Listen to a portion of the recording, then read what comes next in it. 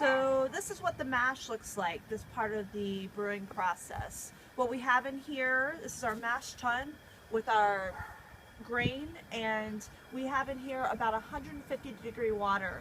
So at that temperature, we're going to be converting the starches in the grain to sugars for the yeast to break down and to create CO2 and alcohol. So you can see it just kind of looks like a nice oatmeal mixture now. We're going to let this hang out for an hour to allow that full conversion of the starch to the sugars to happen. And then we'll be ready to boil.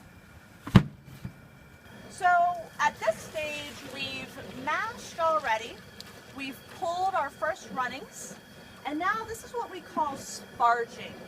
All we're doing is taking around 170-degree water. We're adding it to the grains that have already been converted. So the sugars have already been, the starches have been converted to the sugars. Now we're just rinsing the grain.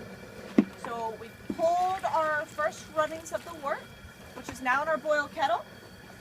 And we're using this warm water simply to run through the grain, rinse all that sugar that we made off the grain and out, and then we'll be ready for our full boil. Okay, here we have an example of, we're all done mashing now, and we are pulling the wort from our mash tun.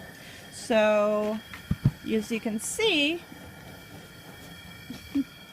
we've got the grain bed that has kind of created a really nice filter on top. All that water has seeped down through that manifold and is coming out right here. We're really careful to count how many gallons we pull, just so we have good measurements for our boil.